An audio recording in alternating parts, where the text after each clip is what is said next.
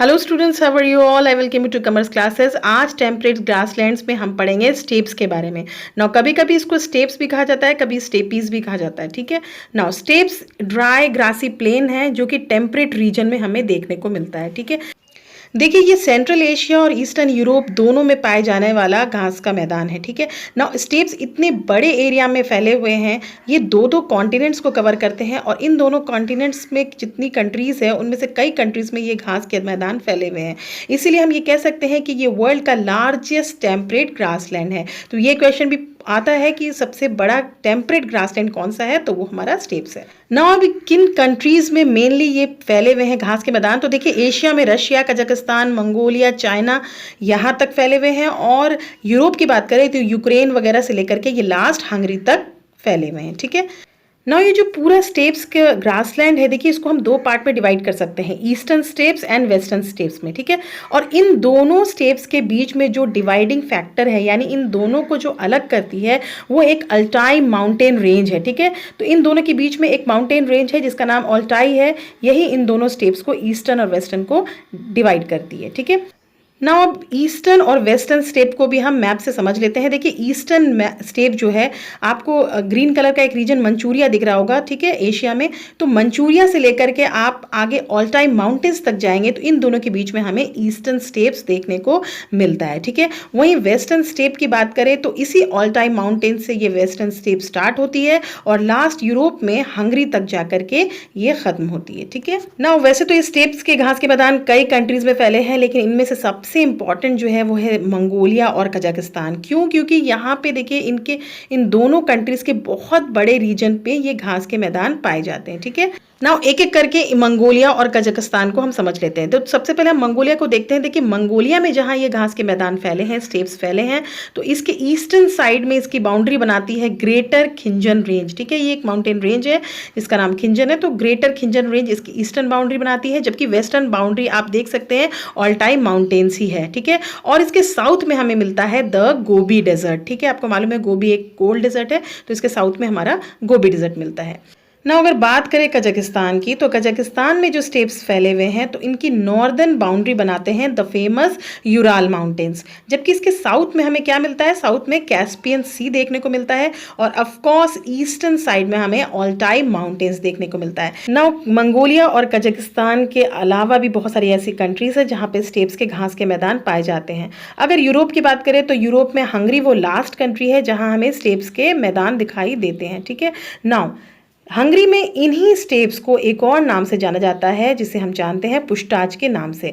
ना ये क्वेश्चन आता है कि पुष्टाज कहाँ पाए जाते हैं और किस तरह के ग्रासलैंड है, तो ये हंगरी में पाए जाने वाला एक टेम्परेट ग्रासलैंड है। ठीक है। ना अगर ये पूछा जाए कि यहाँ पे कौन सी रिवर इस एरिया को ड्रेन करती है, यानी इस एरिया से होके गुजरती है पुष्टाज से, तो यहाँ पे जो रिवर है उसका नाम है डैन्यूब रिवर।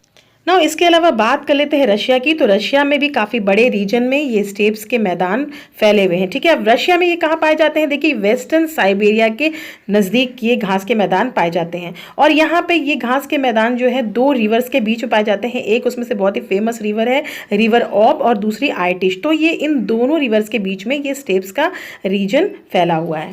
ना जिस तरह से हंगरी में हम स्टेप्स को पुष्टाज कहते हैं, उसी तरह से रशियन स्टेप्स को भी हम कुलुंडा स्टेप कहते हैं। ठीक है। और ये नाम क्यों रखा गया है? देखिए यहाँ पे एक रिवर फ्लो करती है जिसका नाम कुलुंडा है, तो इसे कभी कभी कुलुंडा स्टेप्स भी कहते हैं। ना ये जो यूरेशियन स्टेप्स है, देखिए इसकी हिस्टोरिकली बहुत ज़्यादा इंपॉर्टेंस है क्योंकि यहाँ से कई रूट्स जाते हैं। ठीक है। जिनका ट्रैवलर्स ने और ट्रेडर्स ने हज़ारों हज़ार साल से इनका यूज़ किया है। ठीक है। तो ये एक आइडियल रूट है, एशिया और यूरोप को कनेक्ट करने का एक बहुत ही इंपॉर्टेंट रूट रहा है हज़ारों सालों से। ठीक है। अब इसमें से आपको पता होगा, इसमें से एक बहुत ही फेमस रूट था सिल्क रूट। ठीक है। वही सिल्क रूट जिससे चाइनीज़ जो है सिल्क को एक्सपोर्ट किया करते थे और यूरोपियन कंट्रीज तक ले जाते थे। ठीक है। अब ये सिल्क रूट क्या कनेक्ट करते थे? मेनली ये चाइना, इंडिया और यूरोप को हज़ारों साल से कनेक्ट करता आया है। ठीक है। तो आज भी यहाँ पे बिजनेस के लिए ट्रेडर्स जो है इन रूट्स का इस्तेमाल करते हैं। स्टेप्स के इस बड़े रीजन में बहुत ही बड़े पैमाने पर एग्रीकल्चर भी किया जाता है, ठीक है, यानी ये इसको एक क्रॉप लैंड में भी कन्वर्ट किया गया है, ठीक है। इसके अलावा ये जो शॉर्ट ग्रासेस, यहाँ जो घास पाई जाती है, ये जानवरों के लिए एक अच्छा चारा है, ठीक है ना। इसीलिए यहाँ पे कई तरह के जानवरों को भी पाला जाता है, ठीक है। तो यहाँ पे शीप रियरिंग, गोट रियरिंग भी होती है। देखिए अब ये जो स्टेप्स का मैदान है ये एक ह्यूज ओपन एनवायरनमेंट है, यानी कि बहुत ही बड़ा खुला मैदान सा है, ठीक है ना। यहाँ पे इसीलिए हवाओं को रोकने के लिए, विंड्स को रोकने के लिए कोई भी ऐसा बैरियर नहीं है, जिसकी वजह से क्या होता है, ये जो हवाएं जो है, ये विंड्स यहाँ पे बहुत ही मेजर रोल प्ले करती हैं।